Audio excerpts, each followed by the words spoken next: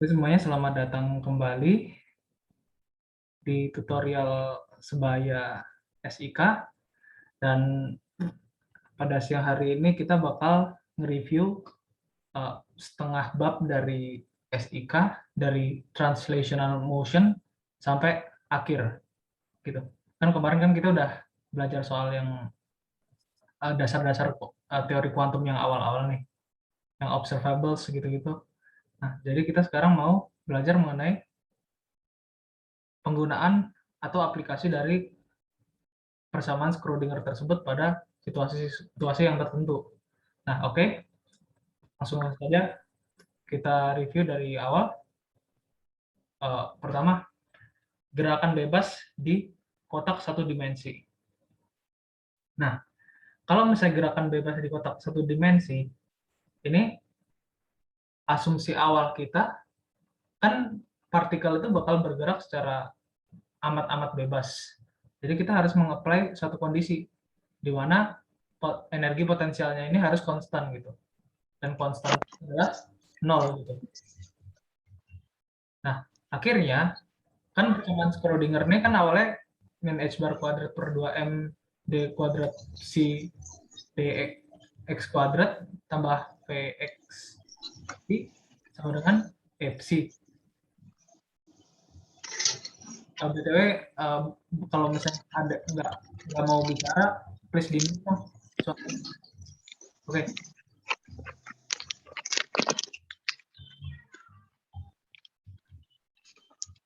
Oke, kalau misalnya kayak gini, berarti energi potensial yang kita berikan ini adalah 0.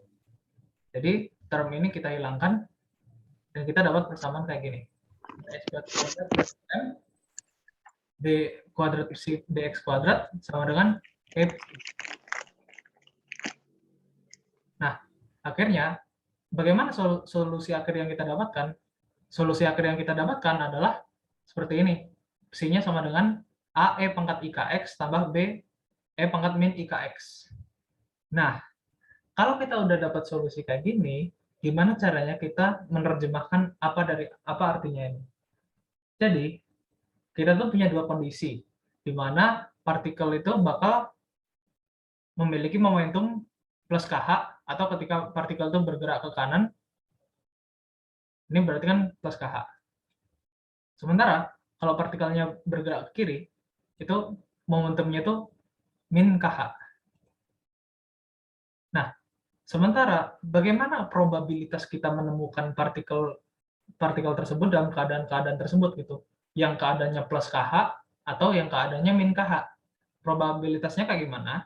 Probabilitasnya itu proporsional dengan A kuadrat, ini yang di sini, dan B kuadrat.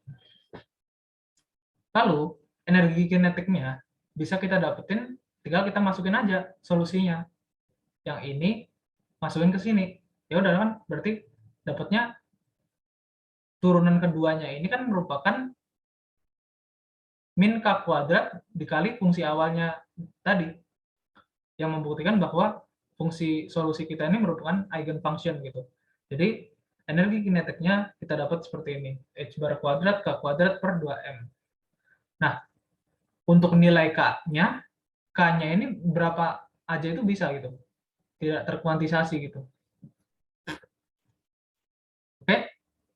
Nah, lalu ekspresi yang di atas ini, A pangkat E pangkat A kali E pangkat IKX tambah B kali E pangkat min IKX, ini bisa kita ganti ke bentuk seperti ini kan. Kan berarti E pangkat IKX kemarin sama dengan cos X tambah I cos KX tambah I sin KX kan ya. Nah, ini kita masukin dan kita belah dua gitu. Jadi yang ada cosnya, terus yang ada sinnya gitu. Jadi psi sama dengan A tambah B cos KX tambah I A min B sin KX. Berarti kita punya persamaan buat psi-nya itu D cos KX tambah C sin KX. Ini persamaannya. Nah, pada partikel satu dimensi, kita harus menerapkan suatu kondisi batas gitu.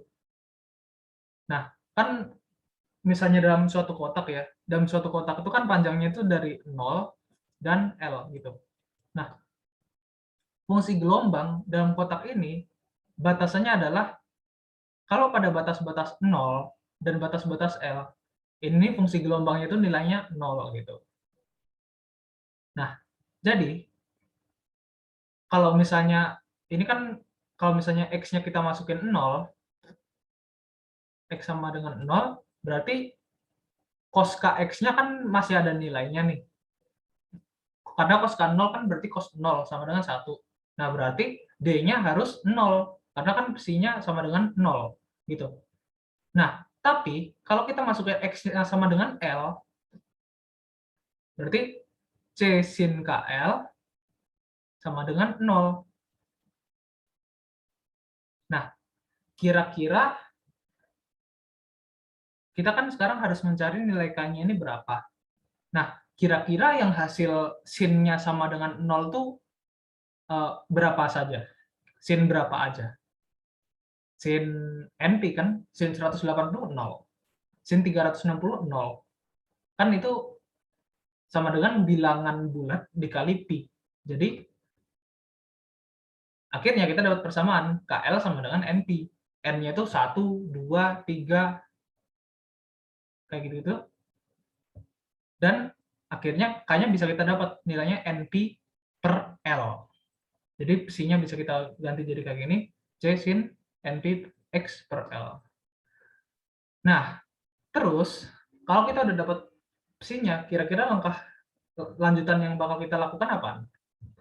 Langkah lanjutan yang bakal kita lakukan adalah kita harus menormalisasiin ini fungsi gelombang. Nah, jadi C-nya bakal kita cari karena C-nya ini merupakan konstanta normalisasi.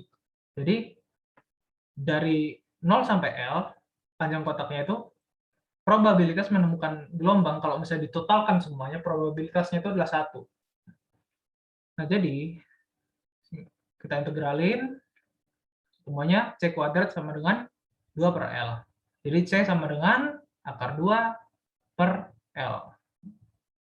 BTW ini kondisi yang awal tadi ya. Jadi potensial gelombang kalau misalnya di dalam kotak, partikelnya bebas bergerak, itu V-nya sama dengan 0. Sementara kalau di luar kotak, itu V-nya itu infinite gitu.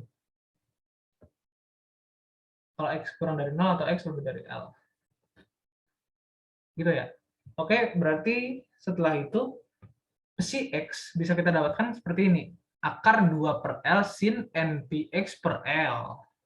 Ini psi yang kita dapatkan dengan mengacu pada konstanta normalisasi yang tadi. Lalu, energinya bisa kita dapetin juga. Caranya gimana? Ya tinggal masukin aja ke persamaan yang tadi. Kan berarti masukin ke sini kan. Berarti min H bar kuadrat per 2N kali NP kali min NP kuadrat, min N kuadrat P kuadrat per L kuadrat. Sama dengan berapa nih?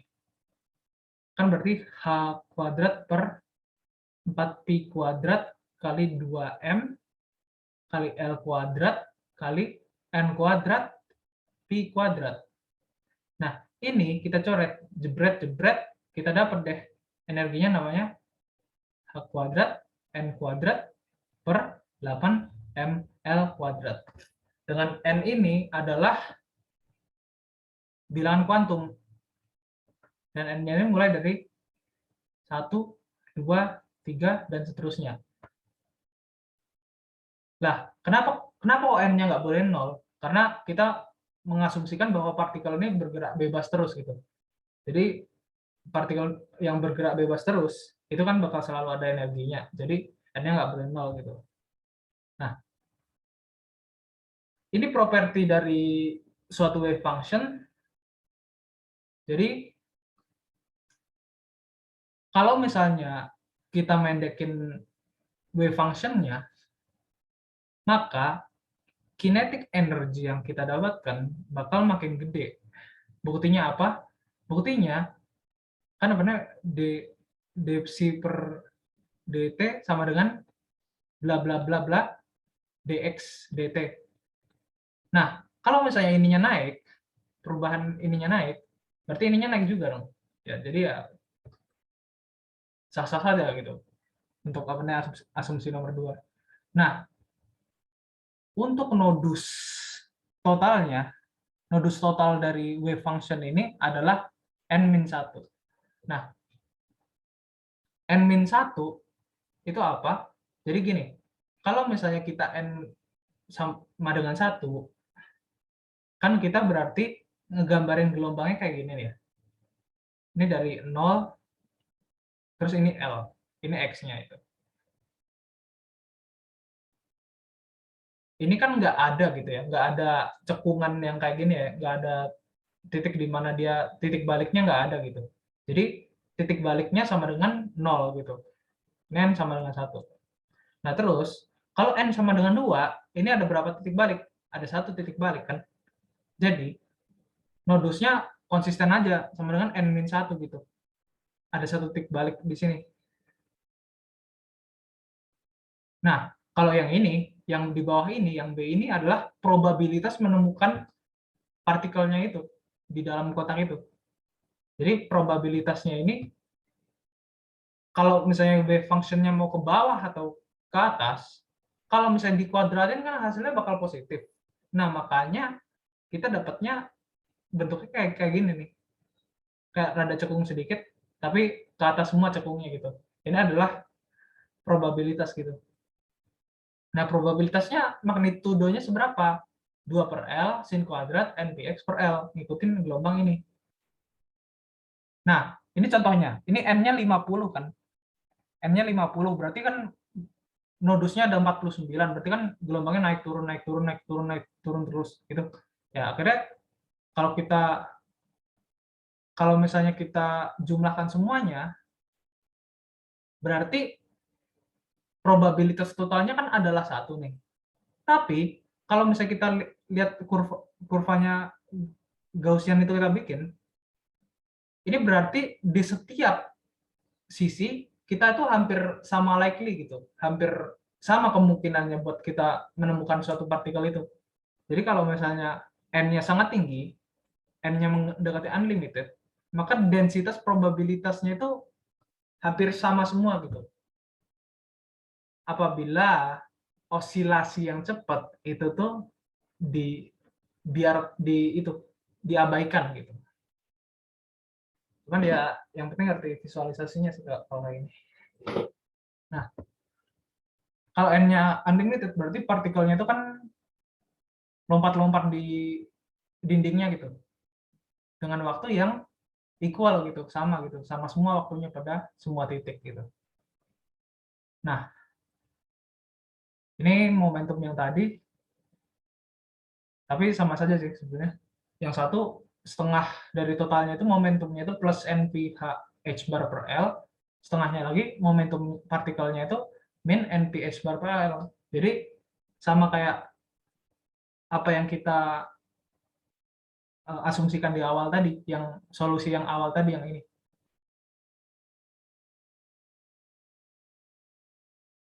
Oh, bentar. Nah, yang ini kan kalau misalnya kita turunin kan berarti setengah berarti kan ke kanan, terus setengahnya ke kiri. Nah, probabilitasnya ini kalau dalam hal ini kan karena sudah dinormalisasi, probabilitasnya ini sama semua gitu.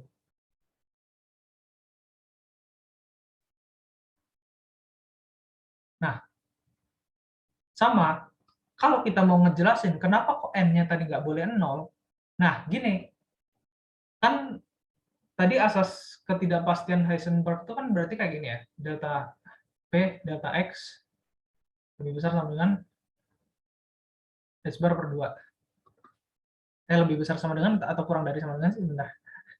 Nah, aku cek dulu. Ini pakai PPT yang kemarin.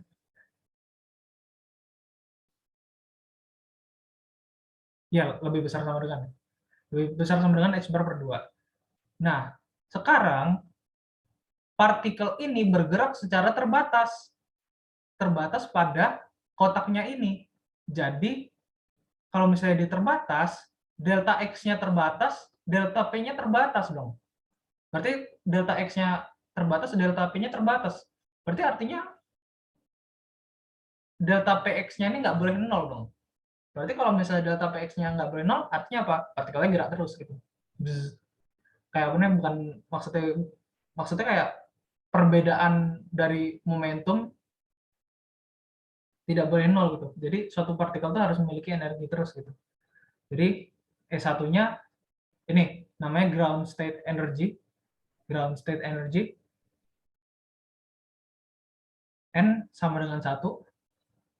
E1-nya sama dengan H kuadrat, bukan H bar, H kuadrat per 8 ml kuadrat. Nah, kalau misalnya psinya sama dengan 0, tapi di dinding, tapi kalau misalnya continue di yang lain-lainnya, berarti fungsi gelombangnya itu harus berbentuk kurva gitu. Ya, ya itu sih konsistensi sama fungsi gelombang yang sin tadi. Nah, lalu perubahan energi dari n sama dengan x terus n sama dengan x plus 1, perubahan energinya berapa? Nah, ya sudah, akhirnya perubahan energinya seperti ini, tinggal n tambah 1 kuadrat min n kuadrat per 8 ml kuadrat. Jadi 2n tambah 1 h kuadrat per 8 ml kuadrat. Nah, ini kita udah dapat perubahan energinya gitu. Untuk gerak satu dimensi. Nah, terus kalau misalnya geraknya 2 dimensi gimana dong? Nah, kita harus menseparasikan gitu. Psi yang kita punya ya tadi, kita harus bagi dia jadi 2 komponen. Yang satu gerak di sumbu Y, terus yang satu gerak di sumbu X gitu. Nah, Hamiltoniannya juga kita bagi 2. Yang satu turunan terhadap X dan yang satu turunan terhadap Y. Ya sudah, akhirnya kita masukin bla bla bla bla bla, dapat deh ini. Ini terus kita bagi psinya yang tadi nih. Terus ya sudah, akhirnya dapat min h bar kuadrat 2 kuadrat x 2x kuadrat, jadi x sebagai fungsi x gitu. Ini x besar sebagai fungsi x gitu. Karena kan psi sama dengan x besar, y besar gitu. Nah, terus yang y kita turunin juga. Dengan cara yang sama kita dapat min h bar kuadrat per 2m, 2 kuadrat y besar, 2y kuadrat sama dengan y besar gitu. Nah, kalau kita gabungin, ternyata kita dapat nih nilai energinya. Nilai energinya sama dengan EX tambah EY. Jadi energinya totalnya adalah NX kuadrat tambah NY kuadrat. NX kuadrat per LX kuadrat tambah NY kuadrat per LY kuadrat H kuadrat per 8M. Dan fungsi gelombang yang sudah ternormalisasi tadi, nilainya adalah seperti ini. Jadi kan kayak gini, akar 2 per LX kali akar 2 kali 2 per LY. Jadi sama dengan 2 per akar LX LY kayak gitu. Ini fungsi gelombang yang sudah ternormalisasi tadi ya. Begitu. Nah, sekarang kalau misalnya kondisinya ini 3 dimensi ya berarti gimana? Ya tinggal nih 3 dimensi berarti tinggal nx kuadrat lx kuadrat tambah ny kuadrat ly kuadrat tambah nz kuadrat lz kuadrat h kuadrat per 8m. Ini kalau 3 dimensi. Kalau n dimensi kalian bisa lah menyimpulkannya kayak gimana. Nah, tunneling itu apa? Selanjutnya, tunneling itu adalah suatu kondisi ketika energi potensialnya itu tidak nol di dindingnya gitu. Jadi kalau misalnya energi potensialnya tidak infinity, maaf, harusnya kondisi di mana energi potensialnya itu tidak infinity di dindingnya gitu. Nah, kalau energi potensialnya infinity kan berarti partikelnya nggak bisa tuh kayak trespassing dari sini ke sini. Nah, apa yang terjadi kalau misalnya energi potensialnya itu nggak infinity? Ya otomatis partikelnya bisa dong kayak ngelewatin barrier sini, terus ujung-ujungnya dia masih bisa gerak-gerak lagi gitu. Nah, kondisinya gimana? Kondisinya kayak gini. Kalau misalnya energi partikelnya itu kurang dari V0, V0-nya ini jauh lebih gede daripada energi tapi nggak infinite, maka wave function-nya decay. Nah, kalau infinite gimana? Kalau infinite yang ada di sini berarti nggak ada dong. Berarti partikelnya nggak bisa dong ada di kirinya barrier-nya ini kalau misalnya infinite. Nah, tapi kalau misalnya energi partikelnya kurang dari V0, berarti fungsi gelombangnya ini decay dong. Berarti kayak apa nih, terurai gitu, kayak mengecil gitu. Jadi awalnya amplitudonya segini, terus pas di barrier-nya sini nih, dia menurun, terus akhirnya di kanannya ini udah terurai gitu, udah tinggal kecil-kecil gitu. Nah, tapi kalau misalnya W-nya ini, lebar dari barrier-nya ini cukup sempit, maka partikel tersebut akan berosilasi dengan amplitudo yang lebih rendah gitu. Nah, tapi berdasarkan classical mechanics, energi partikel itu nggak boleh lebih rendah dari V0, ntar nggak bisa dong. Nah, ini yang kita buktikan gitu. Maksudnya ini bukan yang kita buktikan sih, tapi yang kita terobos gitu di kondisi tunneling ini nih. Nah, ini tinggal apa nih, asumsinya aja. Di kiri barrier berarti X-nya kan kurang dari 0. Jadi ya sih, kayak gitu. Nah, oke. Terus bagaimana kita bisa membantah hukum mechanical klasik ini? Nah, ya udah akhirnya kita menguji gitu dengan persamaan kuantum gitu. Di mana kita harus membagi 3 daerah-daerahnya gitu. Nah, jadi kan persamaan gelombang psi di barrier di suatu medium gerak ini adalah seperti ini. Nah, dari X sama dengan X kurang dari 0 dari sini, persamaannya itu kayak gini. Ini psi sama dengan A pangkat E IKX tambah B pangkat E min IKX. Ini persamaannya nih. Nah, terus pas di barrier-nya, pas dia menurun, decay, dia kayak gimana? Dia persamaannya itu jadi berubah lagi gini. CE pangkat KX tambah D E pangkat min KX. Nah, energinya K-nya ini berubah juga nih. Nah, K-nya di sini ini sama dengan akar 2 ME per H bar. Nah, terus K-nya yang ada di sini, ini ganti nih, jadi ini nih. Jadi 2M kali V0 min E per H bar.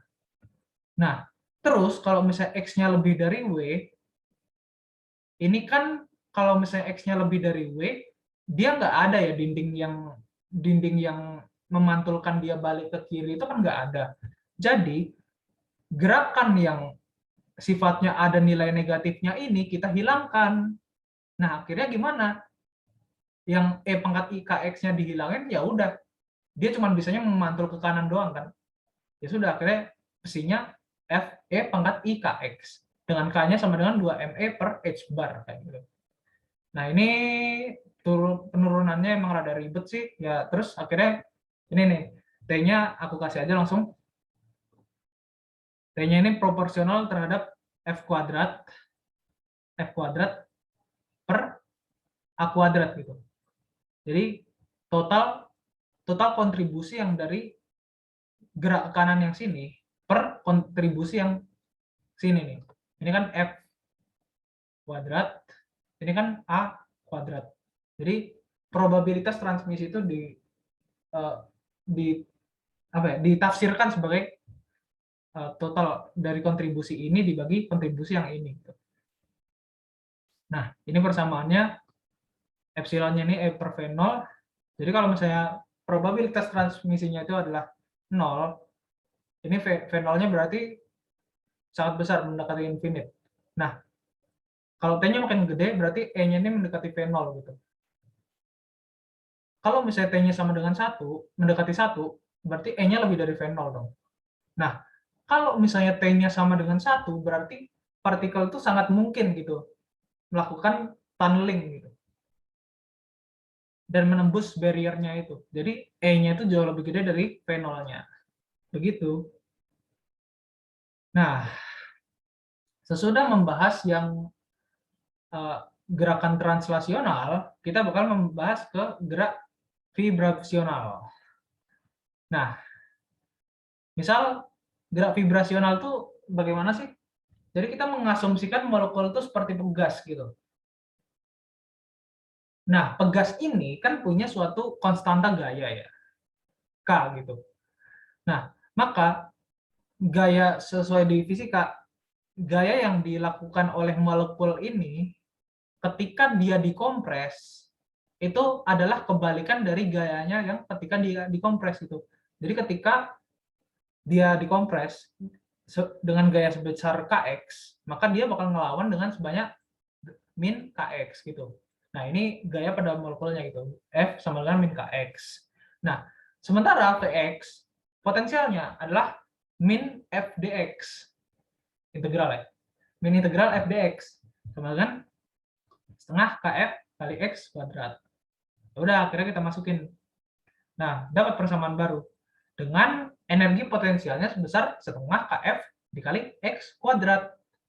Nah, ketika X sama dengan infinite, berarti psi-nya sama dengan 0 dong, kayak gitu. Nah, terus gimana kita ngegambarin energinya, diagram energinya gitu. Nah, ini X, terus ini E. Nah, terus ini tingkat-tingkat energinya, V sama dengan 0 di sini. Energinya nggak 0 ya, karena nanti bakal ada yang namanya zero point vibrational energy gitu. Nah, terus ini V sama dengan 1, V sama dengan 2, V sama dengan 3. Apakah asumsi ini akurat gitu? Pertanyaannya. Nah, kan suatu molekul itu nggak mungkin 100% fully kayak geraknya harmonik gitu. Jadi sebetulnya bisa saja gitu. Energi potensial itu grafiknya bukan kayak gini, tapi yang aslinya grafiknya malah kayak gini gitu. Nah, tapi ini berlaku pada ketika X-nya ini terbatas gitu. Jadi gerak gerak-gerak yang anharmonik itu diabaikan semua gitu. Dan ini masih akurat sepanjang di sini nih dengan X yang terbatas. Nah, terus selanjutnya energinya bisa kita turunin dari persamaan ini. Dari mana kita dapatnya energi sebesar ini? V tambah 1 per 2 H bar kali omega gitu. Omeganya sama dengan K per mu. Mu ini apa? Mu ini massa tereduksi. Jadi kalau misalnya kita punya suatu osilator harmonik yang diatomik ini, massa tereduksinya itu berapa? Mu-nya itu sama dengan M1 kali M2 per M1 tambah M2. Ini M1, ini M2 ya. Nah,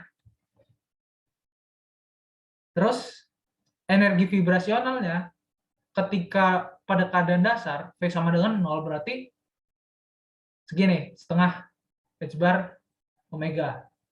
Nah, berarti ini namanya ZPVE, zero point vibrational energy.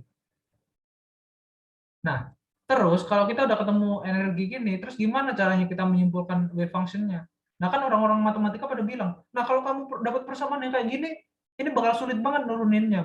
Kamu harus pakai yang macam-macam yang warna-warna itulah. Nah, terus gimana caranya kita nurunin itu? Nah, akhirnya dikembangkan suatu polinomial yang namanya Hermite gitu. Nah, polinomial Hermite kayak gini nih. Jadi bentuk psi-nya ini sama dengan gini. NV Hermite kali E pangkat min Y kuadrat per 2. Y-nya ini sama dengan X per alfa, alfanya ini segini. Nah, misalnya alfanya aku ganti definisi, terus kita pengen ngebuktiin energi yang pertama gitu. E0 sama dengan setengah H bar W. bukan kok W sih, S bar omega. Nah, ini pembuktiannya kayak gini. Ternyata alfanya ini konsisten gitu, dapat konstanta. Dan kalau misalnya alfanya kita ganti, kita bakal dapat ini. Tapi ya itu bisa kalian buktikan sendiri nanti ketika kalian coba-coba gitu. Nggak usah terlalu diambil pusing sih yang ini, karena ini aku cuma berusaha buktikan doang. Nah, tapi yang perlu kita ketahui itu apa? Fitur-fitur dari fungsi gelombangnya itu sendiri. Nah, yang pertama, kan kita udah punya polinomial Hermite nih. Kalau misalnya X-nya mendekati infinite, berarti psi-nya mendekati infinite juga dong. Nah, bukan, kok mendekati infinite, psi-nya mendekati 0 gitu. Nah, lalu, jadi kalau misalnya kita punya gelombang, kita lihat nih distribusi gelombangnya. Selama dia di region yang ada X-nya, selama dia region yang dalam kurva ini, dia bakal berosilasi gitu. Tapi kalau misalnya udah di luar kurva ini, dia bakal menghilang, decay gitu, di luar turning point-nya gitu.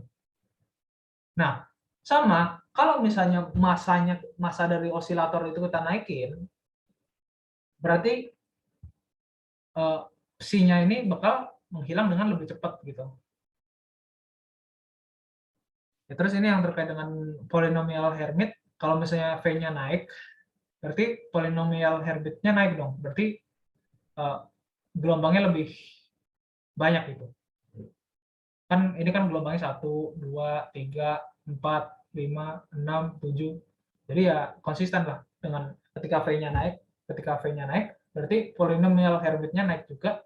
Terus lembah dan punuk gelombangnya itu makin banyak gitu, istilahnya gitu. Nah, ini probabilitasnya tinggal dikuadratin ya begitulah. Nah, ini properti dari osilator harmonik. Ini sama aja sih sama yang kemarin udah diceritain, expectation value. Nah, ini nilai rata-rata X-nya gitu. Setelah kita operasikan, ternyata nilai rata-rata X dari harmonic oscillator itu sama dengan 0 gitu. Untuk semua nilai V gitu.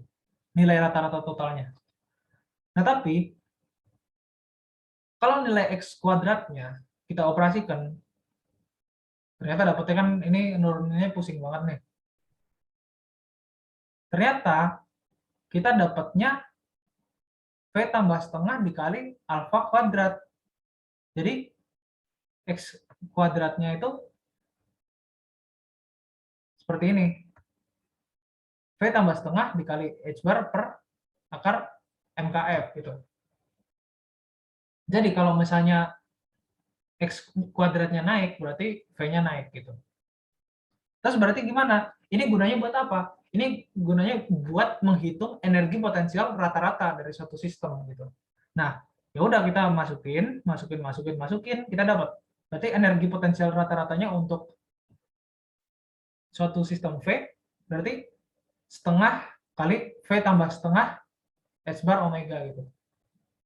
Berarti energi potensial rata-ratanya sama dengan setengah dari energi totalnya gitu. Dan energi kinetiknya tinggal energi total dikurangi energi potensial rata-ratanya gitu.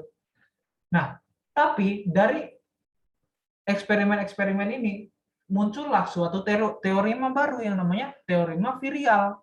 Teorema virial itu apa? Jadi kalau misalnya energi potensialnya ini berbentuk AX pangkat B, maka 2 kali energi rata-rata kinetik sama dengan B dikali energi rata-rata potensial gitu. Nah, kalau misalnya ini kan energi potensial kita kan setengah kx kuadrat ya. Ini kan A ya. Terus B-nya 2. Berarti kalau dalam hal ini energi kinetik kita sama dengan energi rata-rata kinetik kita itu sama dengan energi rata-rata potensial kita. Ya, terus ini ya tunneling nggak terlalu berguna juga sih. Cuman ya pokoknya ya ngerti lah gitu fenomena tunneling itu apa dan probabilitasnya gimana. Nah, setelah kita meninjau soal vibrasional, sekarang ada gerak, tadi kan translasi, vibrasi, terus ada gerak rotasional gitu. Gerak rotasional itu tuh kayak gini nih. Misal ini suatu sumbu, kita sepakat ini sumbu Z gitu. Terus ini partikelnya gerak-gerak, muter-muter ini, sumbunya ini. Nah, jadi asumsikan suatu partikel bergerak pada ring dengan radius R dengan potensialnya kita anggap konstan juga, 0 juga gitu. Nah, kita dapat persamaan kayak gini. Tapi kita convert dulu ini ke dalam koordinat polar gitu. Terus karena itu, karena apa namanya, R-nya ini konstan, jadi ini term-term yang ada R-nya, do R-nya ini kita hilangin semua gitu. Jadi ya udah akhirnya yang berguna itu cuman 1/R kuadrat, do theta kuadrat ya. Apa do V kuadrat nih, do V kuadrat. Nah, ya udah akhirnya min H bar kuadrat per 2mR kuadrat do kuadrat psi do V kuadrat sama dengan E psi sebagai fungsi V gitu. Ya udah, kan kalian udah belajar di fisika kalau I itu sama dengan mR kuadrat ya. I itu sama dengan mR kuadrat, berarti momen inersia itu sama dengan mR kuadrat. Berarti yang ada di sini ini adalah I gitu. Min H bar kuadrat per 2I, do kuadrat psi per do V kuadrat sama dengan E psi sebagai fungsi V gitu. Nah, lalu selanjutnya kita bakal meninjau ada yang namanya momentum anguler. Nah, momentum yang sini, ini kan namanya momentum linear ya. Kalau momentum anguler arahnya ke atas gitu, sumbu Z. Nah, ini momentum anguler J sama dengan IW. Dan momentum anguler ini bisa kalian visualisasikan dengan persamaan vektor gitu. Persamaan vektor tapi di negatifin ini yang suku keduanya ini. Nah, contohnya kan kalau misalnya vektor itu kan gini ya, I J K. I kali J sama I cross J sama dengan K kan. J cross K sama dengan I. Ya udah, sekarang kita ngapalinnya gimana? Ya udah, kan Z ini kan K ya. K sama dengan I cross J. Ya udah, yang ada di depan kan I dulu. Terus selanjutnya J. Ya udah, kalau I itu kan X. Selanjutnya Y. Ya udah, akhirnya X pasangannya sama ya, kebalikannya. X itu pasangannya sama Y. X PY min Y PX gitu. Nah, sama juga sama yang lainnya kalau misalnya X itu kan I. Berarti I sama dengan J kali K. Berarti Y ini Y terus min Z gitu. Y PZ min Z PY gitu. Ya udah. Terus akhirnya untuk yang Y kalian bisa operasikan sendiri juga gitu. Nah, terus bicara-bicara soal momentum anguler gitu-gitu dan energinya gitu-gitu. Terus solusi dari Schrödinger equation-nya gimana? Solusinya ya udah akhirnya psi-nya ini sama dengan E pangkat I ml kali V gitu. Ya udah terus akhirnya energinya tinggal kita turunin aja kan. Berarti turunin dari psi-nya ini ya udah akhirnya dapatnya m kuadrat h bar kuadrat per 2i. Terus m-nya ini sama dengan 0, 1, 2 sampai seterusnya gitu. Jadi kalau m-nya 0, energi awal itu adalah 0 gitu. Partikelnya diem aja gitu. Nah, untuk boundary condition-nya psi V tambah 2pi sama dengan psi V. Jadi E pangkat I mv tambah 2V sama dengan E pangkat I mv. Kenapa kita harus kayak gini? Jadi kan periode dari rotasi itu kan 2pi ya. Periode totalnya itu 2pi gitu. Jadi ya ketika dia di sini, dia akan muncul di sini lagi setelah kapan? Setelah dia berotasi sebanyak 2pi gitu. Nah ya udah akhirnya kita dapat karena kan E pangkat VI sama dengan min 1. Jadi ya udah akhirnya kita dapat min 1 pangkat 2M gitu kan. Nah, terus biar hasilnya sama, M-nya itu gimana? M-nya itu harus bilangan bulat. Karena kalau M-nya nggak bilangan bulat, M-nya setengah gitu, berarti ntar hasilnya negatif dong. Padahal dia nggak boleh negatif kan. Kalau dia mau balik lagi gitu, nggak boleh negatif. Jadi M-nya harus bilangan bulat, 0, 1, 2, hingga seterusnya gitu. Nah, terus ini konstanta normalisasinya tinggal masukin aja psi, psinya sama dengan E pangkat IM V, berarti psi konjugatnya sama dengan E pangkat min IM V, gitu. Ya udah, masukin, kaliin, hasilnya 1 kan. N kuadrat kali totalnya, dia berotasi sepanjang lingkaran itu kan 2V ya. Dari 0 sampai 2V, X-nya sama dengan 2V, berarti N kuadrat per 2V sama dengan 1. Bukan N kuadrat kali 2V sama dengan 1. Berarti N sama dengan 1 per 2V, gitu. Nah, terus momentum angular ini terkuantisasi juga sifatnya gitu. Nah, LZ sama dengan XPY min YPZ kan sama kayak yang tadi. Nah, PY kan sama dengan H bar per I do per do Y kan. Terus PZ sama dengan H bar per I do per kok do Z gitu. Aduh, mabuk aku. Nah, ya sudah. Akhirnya kita dapat kayak gini. Maaf, ini YPX ya. Ini harusnya PX ya.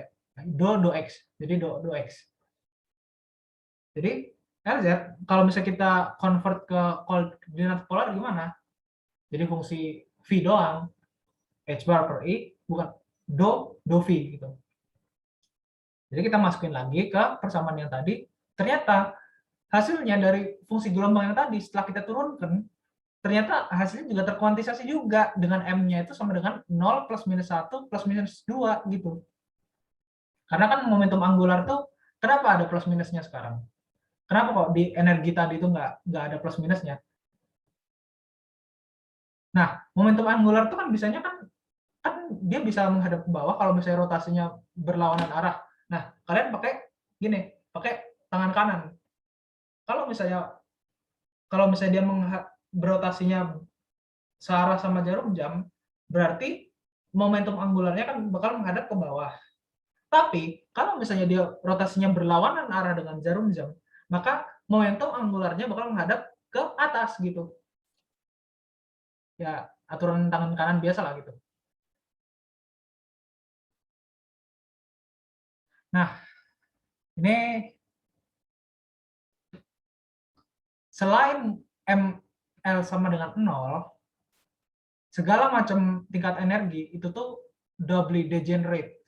Jadi kayak gimana? Kalau misalnya ML-nya sama dengan 0 kan berarti dia nggak berotasi kan. Nah, tapi kalau misalnya ML-nya sama dengan 1, rotasinya tuh bisa searah jarum jam atau anti berlawan arah dengan jarum jam dengan energi yang sama gitu. Nih, nggak ada zero point energinya nggak ada. Terus kalau misalnya ML-nya naik, berarti gini, wave functions-nya kok wave function apa namanya, wavelength-nya itu makin turun, panjang gelombangnya itu makin turun gitu. Nah kan kalian lihat nih, ini kan panjang gelombangnya sepanjang ini nih, setengah ini. Nah sekarang panjang gelombangnya cuma seperempatnya ini. Nah, gimana ya? Ini panjang gelombangnya satu ini kan. Nah ini sekarang panjang gelombangnya cuma segini doang, setengahnya doang gitu. Jadi ya akhirnya kalau panjang gelombangnya turun, berarti perubahan dia bergerak itu cepat banget dong.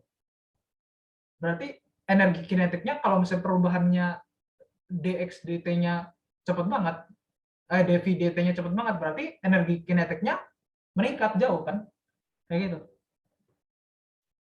Nah, nih sama kayak gini, sama nilai plus minus ini merepresentasikan arah gerak. Dan kalau misalnya ML-nya itu lebih dari 0, berarti arah geraknya ke kanan. Dan kalau ML-nya kurang dari 0, arah geraknya ke kiri kan. Ya, representatif sih sama angular momentumnya itu. Nah, ini rotasi di 3 dimensi sekarang.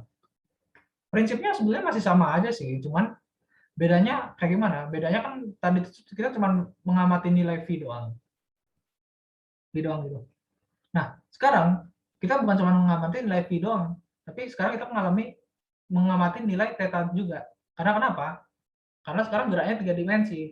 Jadi partikelnya gerak ke sini iya, tapi gerak ke sini iya juga gitu. Nah, terus gimana caranya kita nurunin Schrödinger-nya? Nah, pertama dari gini. Kita konversi jadi gini. Nah, karena kembali lagi kita asumsikan DR-nya sama dengan 0. Jadi nggak ada gitu yang namanya perubahan jari-jari itu nggak ada. Jadi berarti energinya sama dengan min h bar kuadrat per 2 mr kuadrat apa namanya? Bla bla bla kuadrat sama dengan E psi gitu. Nah, ini nilai yang ada di sini ini merepresentasikan nilai theta dan nilai V yang tadi. Makanya kalau misalnya kita sudah dapat nilainya ini theta dan V, maka gelombangnya juga harus sebagai fungsi theta dan V juga gitu. Nah, solusinya gimana? Solusinya nurunin kayak gini gimana kira? Nah, kita dapat nih persamaan. Jebret, jebret, jebret. L sama dengan 0,1,2,3 dan ML-nya sama dengan 0 plus 1 plus 2 plus 3. Nah, di sini kita dapat yang namanya apa nih? Kan ada yang namanya N, L, M, S. Nah, ini kita dapat bilangan kuantum yang ini sama yang ini gitu. Nah, sama, ini representatif kan? Contohnya untuk setiap nilai L akan ada 2L tambah 1 nilai ML gitu. Contohnya kalau misalnya L sama dengan 0 ya, berarti L sama dengan 0 itu kan S ya. S itu cuma punya satu orbital doang, 0 gitu. Nah, tapi kalau L sama dengan 1, berarti kan ada 2L tambah 1. 2 kali 1 tambah 1, 3. Berarti P ada ini, min 1, 0, 1 gitu. Konsisten ya sama hasil dari persamaan ini. Nah, terus energinya gimana? Energinya kita masukin aja ke persamaan Schrödinger yang tadi, kita dapat nih. H bar L tambah 1 per 2I. Nah, ini energinya nih. Nah, gimana kita membuktikan bahwa spherical harmonic yang ini merupakan eigenfunction juga dari angular momentum pada sumbu Z gitu. Nah, spherical harmonic ini sebetulnya adalah merupakan fungsi f theta, fungsi theta dikalikan e pangkat im v gitu. Jadi ya udah kalau misalnya diturunin terhadap LZ, ya udah akhirnya dapat dah eigenfunctionnya gitu. Nah, ini jadi kalau misalnya ML sama dengan 0, tidak ada angular node-nya. Nah, kalau misalnya itu punya ML sama dengan ML sama dengan 0, itu tuh jumlahnya sama dengan L gitu. Total angular nodes-nya. Jadi kalau misalnya nodes-nya bertambah, berarti wave function-nya itu makin buckled gitu, makin gerak-gerak, makin kacau gitu. Jadi energi kinetiknya juga meningkat. Nah, ya begitu. Energinya terkuantisasi sifatnya. Nah, sama yang tadi. Yang penting itu yang tadi. Untuk suatu nilai ML, bakal terdapat 2L tambah 1 wave function yang sama energinya gitu. Jadi degenerasinya jumlahnya adalah 2L tambah 1. Terus kembali, nggak ada energi zero point gitu. Energi itu cuma bergantung pada L doang. Karena kan tadi L kali L tambah 1 per 2I ya.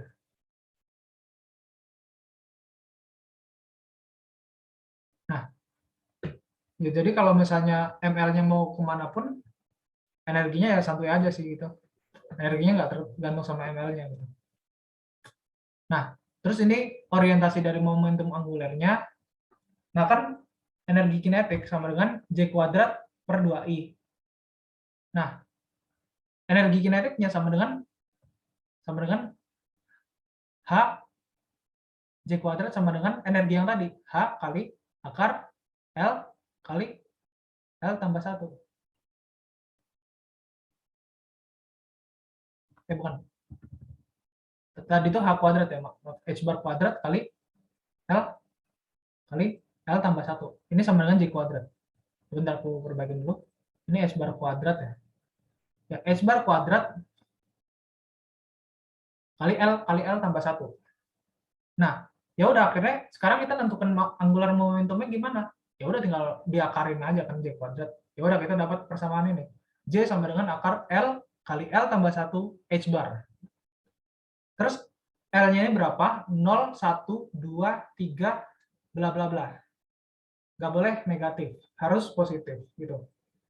Nah, makanya kenapa kok orbital S itu L-nya itu sama dengan 0. Orbital P L-nya sama dengan 1. Nah, kenapa? Karena momentum angular itu harus terdefinisi dong. Kalau misalnya akar negatif-negatif berarti nggak terdefinisi dong gitu. Nah, lalu ML-nya sama dengan 2L tambah 1 gitu. Nah, untuk komponen Z-nya sama dengan kayak gini. Ini orientasi terhadap ML-nya gitu. Nah, 0 min 1, 0 plus minus 1 plus minus 2 plus minus L gitu. Nah, jadi contohnya gimana? Contohnya untuk suatu kasus di mana L sama dengan berapa nih? L sama dengan 2, berarti ML-nya bisa plus 2, plus 1, 0, min 1, min 2.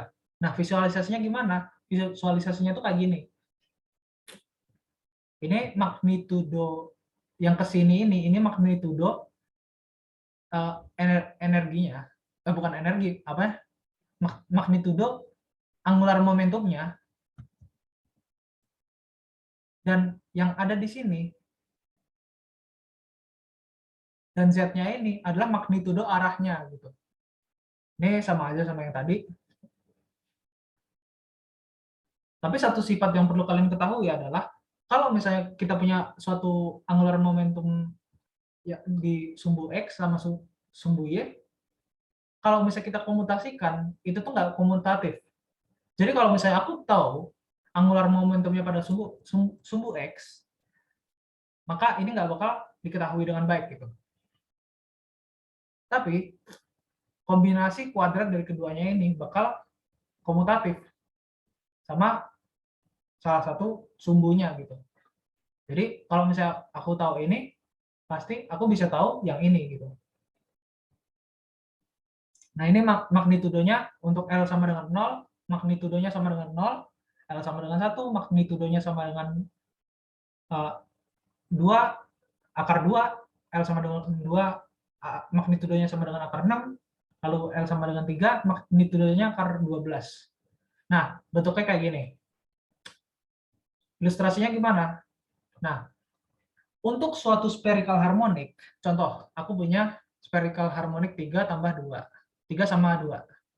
Berarti V-nya itu sama dengan plus 2, sama θ-nya itu sama dengan 3.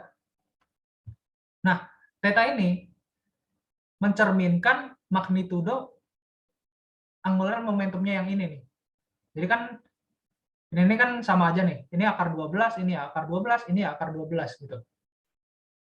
Jadi kalau misalnya θ-nya sama dengan 3, berarti magnitudonya berapa? Akar 3 kali 3 tambah 1 sama dengan akar 12. magnitudo yang ini akar 12 gitu. Tapi kalau misalnya V-nya sama dengan plus 2, berarti aku bisa mengarahkan ini ke arah dari min 2, dari ke sini, ke sini, ke sini, ke sini, dan ke sini, sampai plus 2 gitu. Proyeksinya gitulah istilahnya. Jadi komponen Z-nya itu sama dengan 2 H bar. Gitu. Sepertinya kita sudah selesai ya guys dengan satu bab ini. Tapi nanti videonya bakal aku upload. Jadi ya terima kasih buat semua yang udah mendengarkan dan good luck semuanya. Thank you.